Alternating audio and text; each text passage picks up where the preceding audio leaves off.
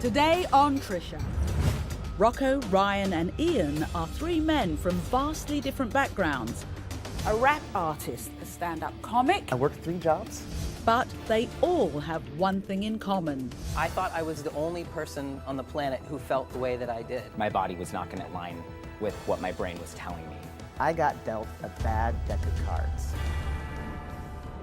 They were all born female. April was married to Tom. They had 4 children together. But then April became Logan. Men who were born female. She comes to you and she says, I want to be a man. Yes. So the boobs had to go. Please, take them. Thanks for the memories. I finally felt like I was in my own skin. You're so hot, you're like Brad Pitt with a vagina. The loved ones who support them. He was a pretty lousy lesbian. I'd say that my brother was the most supportive person. These people are just people that want to live their lives and be happy like everybody else, right? Men who were born female. The challenges they face. Puberty was devastating. My family didn't understand it, so I just turned towards body hate and obsession. You think I wasn't, scared of taking testosterone and wondering if I was going to grow a second head or something? Men who were born female. Did you know how you felt before you married Tom? Has your sex life improved? Now I'm like the 70s kind of perv with my girlfriend. Kind of like bow chicka bow bow, kind of cheesy, Today I'm a man! Men who were born female. Today we're talking to 3 men who were born female and have transitioned into men. So Rocco, when did you realize as a female that this body wasn't right, something was going wrong? When I was growing up as a child, I always felt male, and when puberty hit, I came face to face with the reality that my body was not going to adjust itself or align with what my brain was telling me. And when you're a kid, you're not thinking about your gender at all. You just are who you are, and it's very natural and comfortable. And I was raised by parents who let me be who I was and who let me wear the clothes that I wanted to wear. And I started calling myself by the name George, and they went with it when I was, I think, before I even left preschool.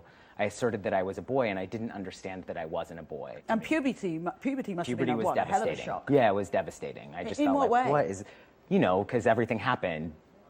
Hips, breasts, all of it. I just thought, what is this? This is a nightmare. Did you identify as a lesbian? Did you think maybe I'm a lesbian? Yeah, because I didn't know that trans men even existed.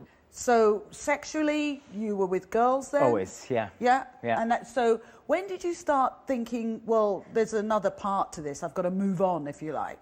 Well, I met my first trans guy when I was 19 years old. And seeing him, I was like, at first I was like, whoa, that's too much. And then within 6 months, I was just like, okay, yeah. So for me, I look at it as a medical situation. I don't see it as anything wrong with my brain or who I am. There's nothing wrong with me. I had medical needs, and I took care of them, and now I'm fine.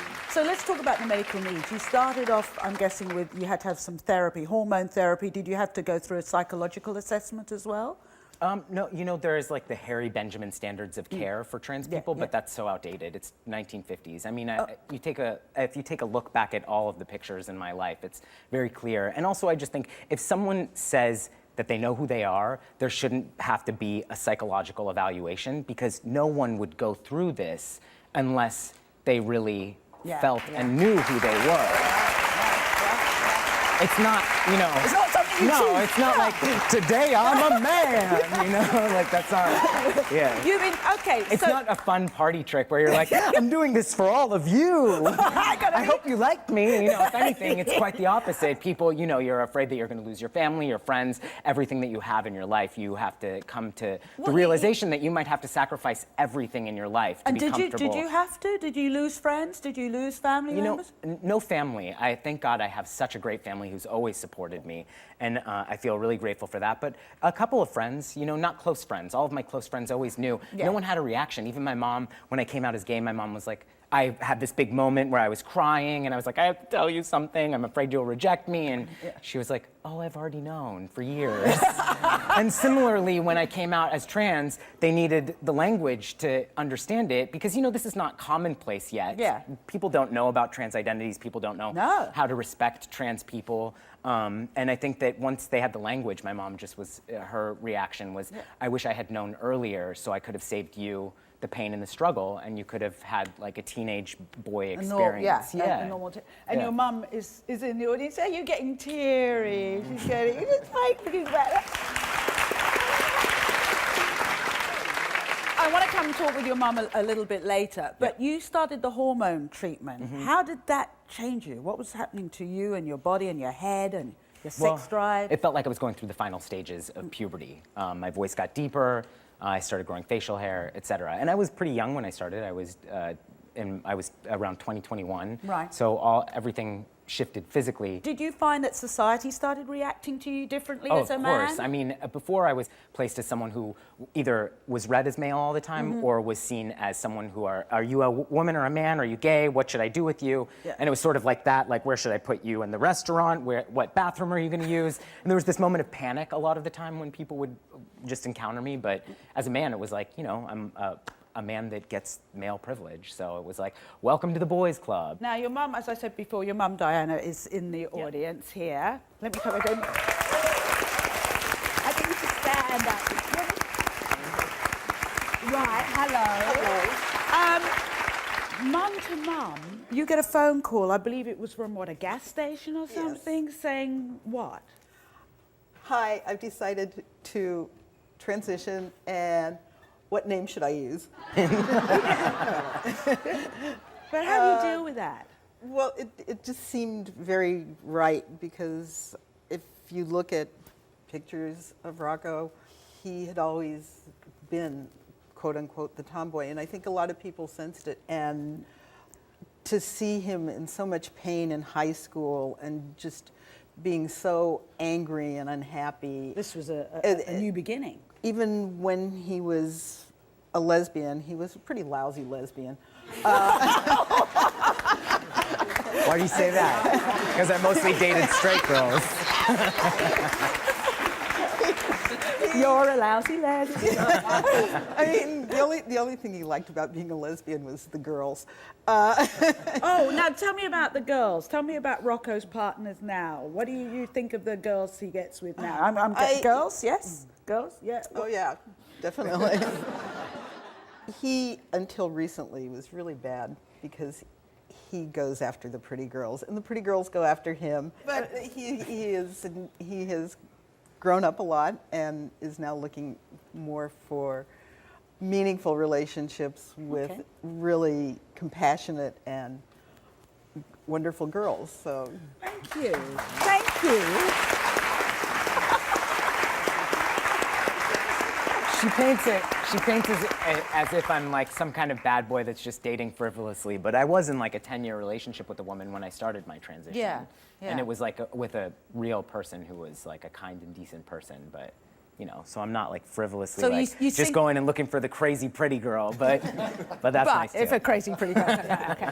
So Rocco, now you're a rapper. You've just released your latest album, Second Hand Emotion. Rapping seems a very male, macho thing. Was that on purpose? How did you get into rapping? I mean, it just was, I was a poet first, and I always made music, so it just seemed like the perfect blend of both. When, you went through puberty, so the boobs had to go? Please, take them. Thanks for the memories. Did you have any operations down below? I always say in terms of what's in my pants, like, I don't like answering that question because I'm not sitting here wondering what's in your pants. No offense to anybody, but I say, I just think a lot of the time, my rule of thumb is it's no one's business unless we're getting busy. And that's how it should be for everyone. Yeah. Thank you. Yeah. And we will be back right after this. One day you could wear my ring. The next day I might sing about broken hearts. Unspoken dark nights never started out right. Deer in headlights, daybreak lights the way. I'd invite you to stay, but I don't. Up next, from the age of 2, she wanted to be a he. I had a little Superman outfit and there's a little dress, and I took the dress part off because I was not Supergirl or Superman. From intolerance and self-abuse My family didn't understand it, so I just turned towards body hate and obsession. to finding his true identity. I finally felt like I was in my own skin. Ryan's story is next.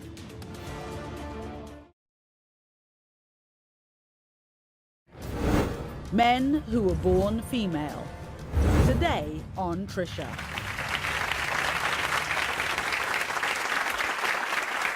All right, I want to move on to Ryan, who's sitting in the middle. Ryan, in your memoir, you've got a memoir out, Second Son. Now, you talk about the emotional ups and downs of ending up as Ryan. How difficult was it for you? Did you go through feeling first, as Rocco did, that you were a lesbian and then moving on from there? No, you know, trans people, we have different stories. Yeah. And for me, it was difficult because I was born in Nebraska. I still live in Nebraska, actually, which is still difficult. And I had no idea what anything was, be it gay, lesbian, transgender. I had a sense of my identity being different, or my gender being different, around age 2.5. Really? Yeah, they say you have a sense of your gender identity, which is what's between your ears, your brain. Your psychological sense of being man or woman, around 18 months, as early as 18 months. And then you start verbalizing it around age 3 or 4. And how did you verbalize that? Well, I didn't verbalize it that time. What I did was, we lived in the country, and we had a pool in our backyard. And I saw my family with swimming trunks, and I saw my family in a one-piece bathing suit, and I had on a little two-piece. And with my little pudgy stomach, I looked down, I was like, nah. So I took the top off to be like swimming trunks. Yeah. And then I had a little Superman outfit, and there's a little dress. And I took the dress part off because I was not Supergirl, I was Superman. So it was little behaviors like that that I started with. And so I was very frustrated with that. Yeah. I remember staying in the bathroom around age 7 and just sitting there and thinking, I got dealt a bad deck of cards. And I have to live with this the rest of my life, and this really sucks. And puberty must have been hell. Well, I don't think puberty is fun for anybody, but it's pretty horrific. Before, people would look at me and they'd always confuse me for a little boy, which a part of me really liked, but a part of me still felt frustrated by that because you know, I knew I was a girl. You know, I didn't want to be. But then with puberty, you start seeing breast development, hip development, the menstrual cycle. All these things are just horrific. How did you deal with that? Well, when I was little, I had this awareness of wanting to be a boy, and I'd go out in the stars and wish to become one. And then when puberty hit, I knew that wasn't possible. I had to let go of that. So I just turned towards body hate and obsession. And I saw some female bodybuilders on TV, and I was super impressed that they really didn't have any breasts because their pectoral muscles were so big. Because they didn't really have any body fat, and they were just, you know, really beefy. So did you diet? I was doing, lots of different behaviors and exercise, weightlifting, anything that I could do. Weightlifting, So. And did you developed an eating disorder? I did. When I was in college, I became severely ill with anorexia, and I almost died from it. And this was what, about keeping your body, trying to keep your body androgynous, having some control over the uncontrollable? Well, I didn't know. I didn't know what it was about. I just knew I felt very awkward. And when I was in college, it became even more awkward. And I was like, I need to change my body so that I fit in this society and that people will love me and accept me and find me attractive. And I thought I needed to be skinny. And that's where the behaviors then took on. I didn't understand what was gender. I didn't understand until 4 years into therapy when I started looking at sexuality. And that's when it hit home. What about your family, friends and family? How did they deal with this? You mentioned being in Nebraska, I'm guessing, a very conservative area where you said before, never mind transgender, gay or anything else was an issue. How did everyone around you react? Well, I don't think my parents would be, oh, okay, I already knew, or that's good because you were a lousy lesbian, unfortunately. I wish I had that. My family didn't understand it. It was not a topic that they had ever seen or heard before. I'd say that my brother was the most supportive person then. Here? Yeah. Yes. So, I always say if it wasn't for him, I don't know if I'd be here. Now, did you have surgery? I did. Top? Bottom? For me, I completed what some people say all the steps. However, I always say it's really up to the individual. Not everybody wants surgery, nor do they think they need it. But for me, I knew I needed it. And how much are we talking about? Over the past 7 years, I've spent $40,000 out of pocket. Yeah. How'd you pay for that? I worked 3 jobs, and I have really good credit, so I had really great credit lines. The banking, So you go through all of this. How do people change in their attitude towards you when you were the female to becoming a male? How do people change? I don't think people really changed. I think I changed. After I transitioned, I finally felt like I was in my own skin. I felt like I wanted people to see me. And that's why I've become a national speaker and share my story with universities and other agencies across the nation, is because I want people to be able to see an identity in a person instead of a label.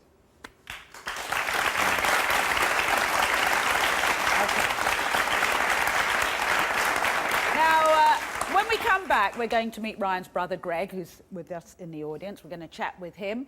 And we're going to meet stand-up comic Ian.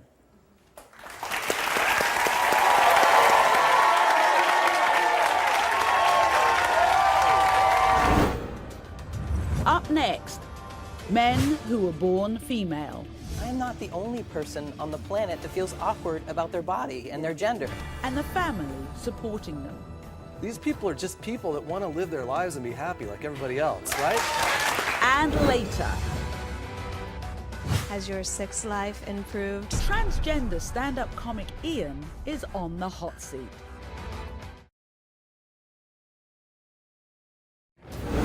Men who were born female.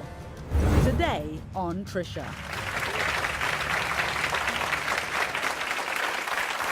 Okay, we've been talking to Ryan, Rocco and Ian, 3 men who were born female, who say they are now living the lives they were meant to lead. So Ryan, you mentioned your brother, Greg, who's in the audience. We want to come down here and hear from his side, because there are always family members involved. So Greg, one of the things Ryan was talking about was that time in his life when he went through, I call it eating distress, also known as anorexia in your case. Did you know what that was about? I didn't know why he was doing it. I mean, I was really concerned. I mean, he would come into the office. I'm a chiropractor, you know, and he'd come in and I'd work on him. And I could put my hands around his waist like this. It was just like a skeleton. When he smiled, he didn't have cheek fat anymore. He just had this oval, and he looked like a skeleton. It was terrible. And you were scared you were going to lose him. Yeah. I called my dad at the time. I was like, if you don't do something, I'm going to go to the courts, and I'm going to do something. Right. You know, because he needs to be hospitalized. Yeah.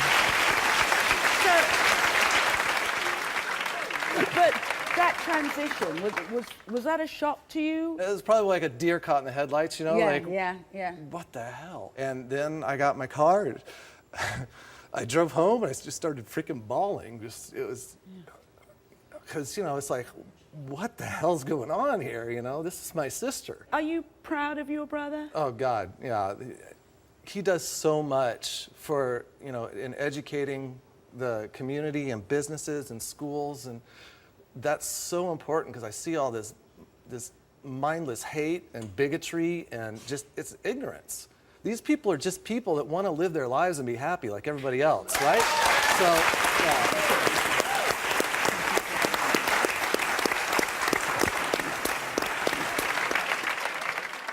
Ian, let me just tell our audience, you took a really sensitive subject and you turned it into a career that makes people laugh. You're a stand-up comedian. Why would you do that? I just felt like I really wanted to share my story in a way that was funny, that people could wrap their heads around. I thought there's probably no better way to have an intimate sharing experience but to laugh together. Yeah. And when I first came out, I thought I was the only person on the planet who felt the way that I did. And then immediately after that, I started having these thoughts of like, you know what, I am not the only person on the planet that feels awkward about their body and their gender. And I started talking to audience members and I was like, oh my God, these people are relating to me. They're not laughing at me, they're relating to me. And that everybody in the world has something about their bodies that they feel awkward about. And it oftentimes has to do with their masculinity or their femininity. Yeah. Like there are women getting breast augmentations every day. It's and like you had yours taken off. I did. And I thought, you know, what's the difference if someone wants to add something to their body to feel more feminine or to take something away like I did to feel more masculine? It's the same thing. We just call it something different. So I just and you get charged twice as much for one operation. Right. So, no, I was going to say, but let's go way back and then work up to the present. When did you realize that how you looked in the mirror wasn't how you felt inside? Very much like these guys.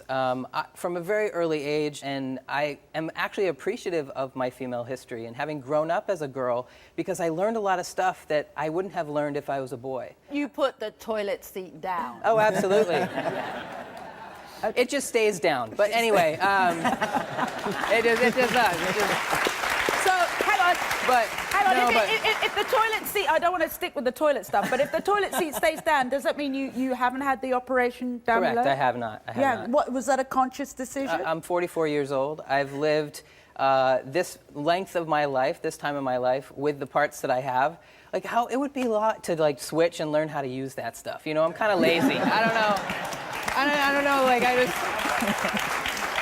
I know how my stuff works. I know how it works, and I'm good with that. You know, like I'm just like, I don't want to have to go mix and then relearn. It's like I don't want to, learn a new language. But you know, and something else I asked the other guys, that moment now, being serious again, of there are different ways to deal or to try to deal with the changes that are happening mentally and physically. I think you got into smoking back into smoking weed? I was into drugs before I transitioned. And Right. once I transitioned, I started valuing my life in a different way and realized that I could be happy and comfortable, and I stopped using So you didn't everything. need it anymore. And Ryan, with you, I get part of that confusion came out in eating distress. Mm-hmm. With you, what? Oh yeah, what I was started your drinking drug at a really, really early age. Like, trying to how sort of, probably my first drink and drunk was probably around 9 years old. And what it did for me was it kept me a member of that club until I hit puberty. But did it give you a drinking problem? Oh, absolutely. By the time I was 21, I was exhausted from my own drinking. And I knew I couldn't figure out why I was drinking until I stopped drinking. And I got sober when I was about 5 months past my 21st birthday. And this November, I'll be sober 20 years. Yeah.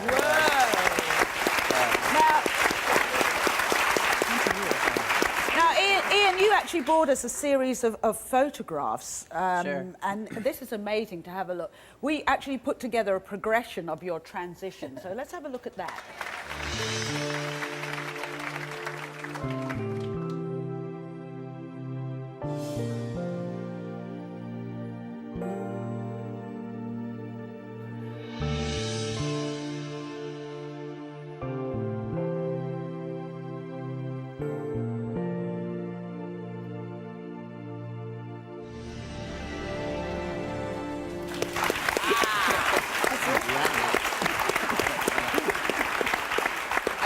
I like that weird mustache. Yeah, the way you got that. You gotta try Once it I out, got right? facial hair, I wanted to do all kinds of weird stuff with it, so I did that weird mustache for a while, had that like little curl to it. All right, later in the show, Ian has agreed to do a no-holds-barred Q&A with our audience here, so you do not want to miss this.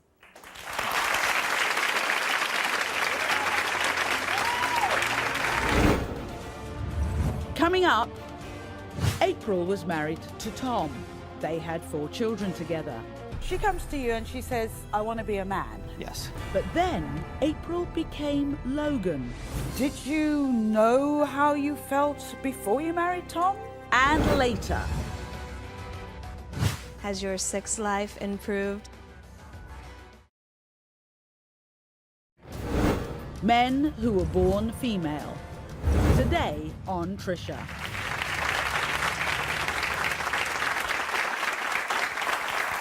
Okay, here are some pictures of my next guest, April. Now, when these pictures were taken, April was about to marry a loving man named Tom and to have 4 beautiful children with him. But as much as April loved her family, she knew deep down inside that she was living a lie. So, April decided to reveal the truth to her family and to change her life forever. So please welcome April.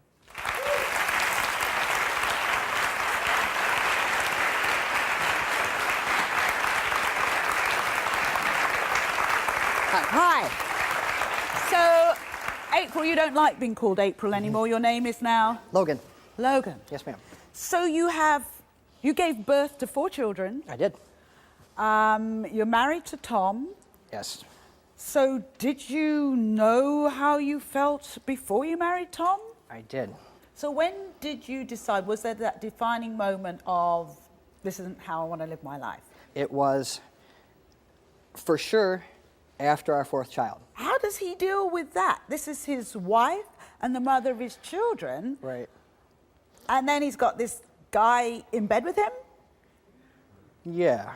I think it was really awkward for him because it's still, even now, it's something that I don't think he's really sure 100%, you know, how to deal with it, because he's a straight guy. And, you know, if I want to kiss him or something, the beard is an issue. Wow, and you're still married? Yeah, I love 11 years.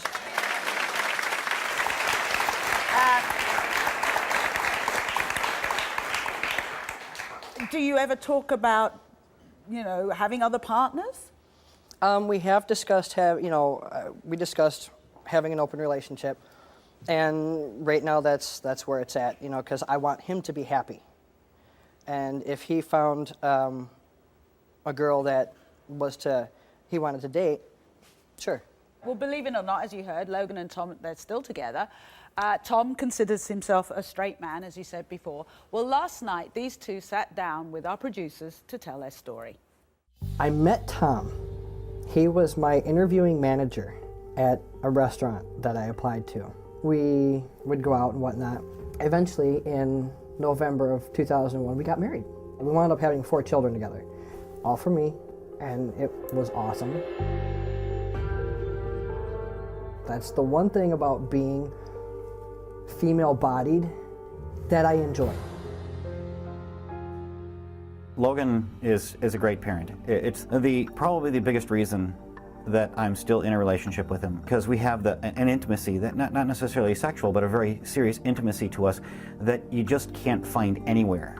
A lot of people, when you first transition, you know, one of the things that you hear is, "Oh, you're selfish." If you don't become who you really need to be, you're meant to be, you're going to be miserable. And that would have been me. He walks into my room and says, can I talk to you a moment? I'm like, sure.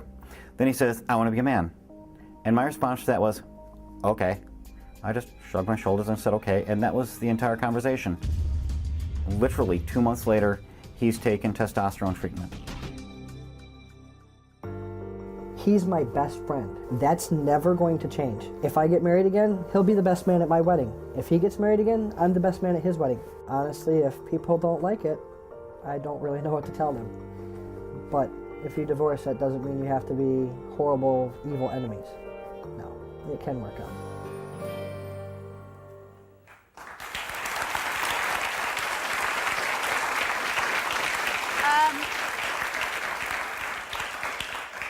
So I'm still getting over this, and I will ask Tom about that. That's that whole thing. That's really difficult to wrap my head around. But puberty for you, was that difficult? The whole transition? I didn't hit puberty until I was 19. Right. Yeah. So, and everything happened overnight. I woke up the next morning and I had a chest and other things, and it was I cried. I cried all day long. So have you had any surgery since? No. Not at all, no. So you bind yourself? I do. I actually bind with 2 different binders. And when you see your body, when you go to take a shower or something like that, how is that for you? I don't look at myself. So the big question is, how does a man stay with his wife after she transitions into a man? Well, stay with us and you will find out when we meet Tom when we come back.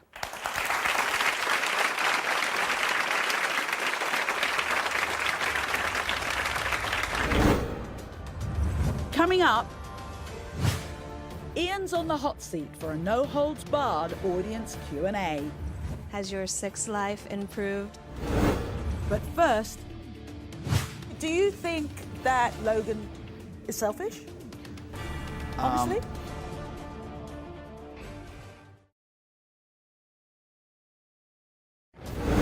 Men who were born female. Today on Trisha. Welcome back, welcome back. We've been talking to Logan, who, after marrying a man named Tom and having 4 children, transitioned into a man. Well, let's meet Logan's husband, Tom. Come on out, Tom.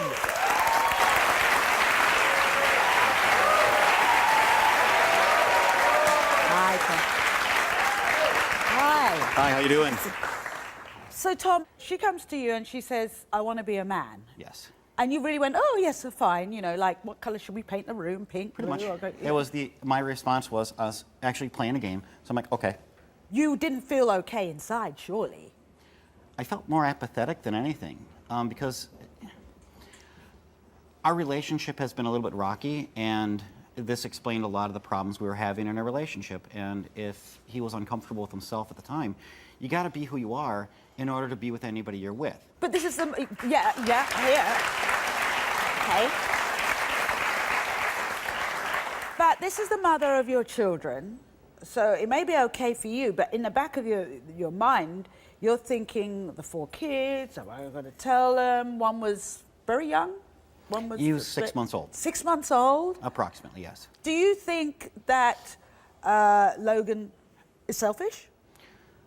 Honestly?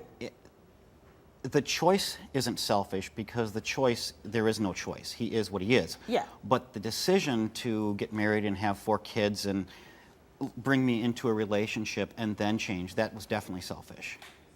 Yeah.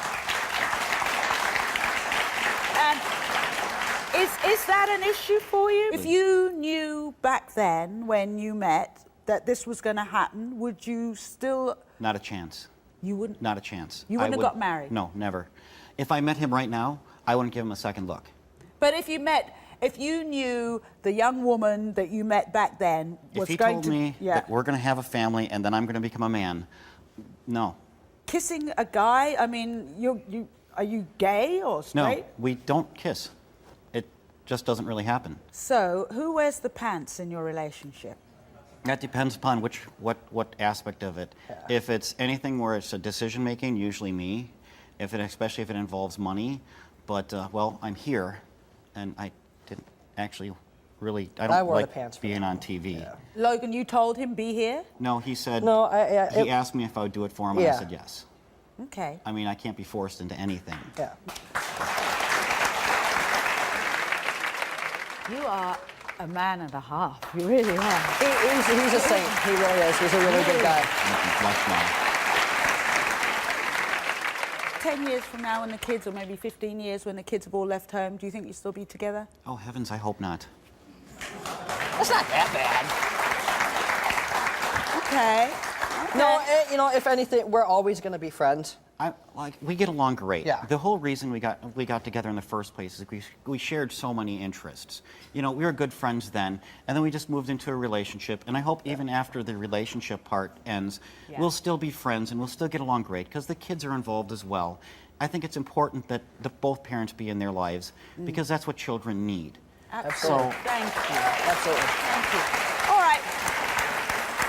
Thank you to both of you. Now, I know a lot of people in the audience have questions. So Ian, who we met before, Ian's agreed to sit in the Trisha hot seat and answer them all when we come back.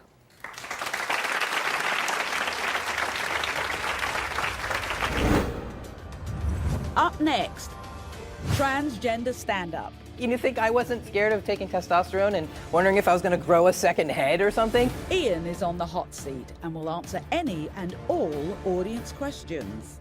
Has your sex life improved?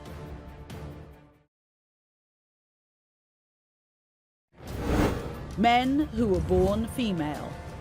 Today on Trisha.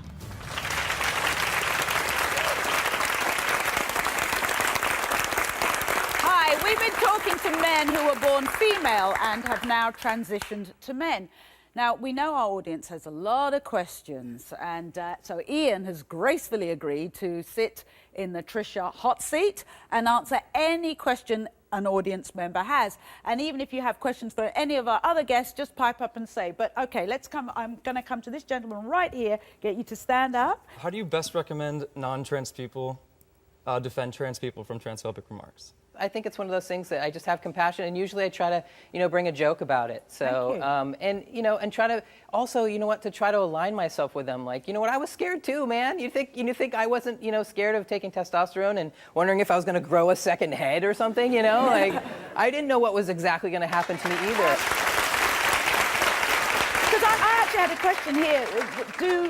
You talk about people questioning their own sexuality. It must make some women think, oh, well, if he was a she, then I've got to be really feminine today. Or if he's now a he, I'm a real he. I'm going to be even more he today. I think once guys in particular, not girls, but guys in particular, once they learn that I'm trans, they definitely get all beefy on me and all like what's up? And then there is definitely they try to make sure that they really contrast themselves to me. Yeah, there's I can do more push-ups than you do. Yeah. Okay. I think you're adorable, and I was wondering how you deal with the women that come on to you. Was that a personal question? No. Once they hear me talk about my girlfriend, girls come up to me after shows. This girl came up to me after a show one time, and she said, "Oh my God, you're so hot. You're like Brad Pitt with a vagina." I was like, "Oh my God, I'm the real Brangelina. That's awesome." Well, I wish you a lot of luck. Yeah. Hi, and you are? I'm Brittany Vallata, and I would like to know, has your sex life improved since your surgery with your girlfriend? Now I'm like the 70s kind of perv with my girlfriend that I never used to be. I say things what's to the my 70s perv? kind of like bow chicka bow bow, kind of cheesy, like I say things to her that I never used to say. Like we had dinner the other night and I said, "You enjoy dinner?" And she said, "Yeah, it really hit the spot." I go, "I'm gonna hit the spot later." Who says that? It's gross. Would you have known Ian or Rocco or Ryan or any of our guests? Would you have ever had any thought that they had been born female? Absolutely not. I think you guys are all fabulous, and you're doing what you need to do and getting the word out there. So props to you. And just finally, Ian, because nobody here has said it, but I know a lot of people at home are thinking it. What about all the people who say, this is wrong, this isn't what was meant to be, if you're a woman, you should stay a woman, if you're a man, you should stay a man. So what's your final message to those people who feel somehow they have a right to dictate to others how their lives should be? I would say one of the best things that was ever said to me when I transitioned was from this straight guy friend of mine. He said, "Dude," he said, "whatever you want for yourself is what I want for you.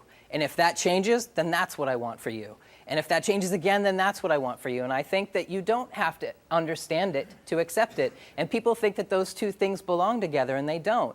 You can love somebody and accept someone without understanding something. And I would just say, acceptance and love, it's not hard to love somebody. It's just not. It's very, very easy to love somebody. So that's what I would say. Thank you. And we will be back right after this.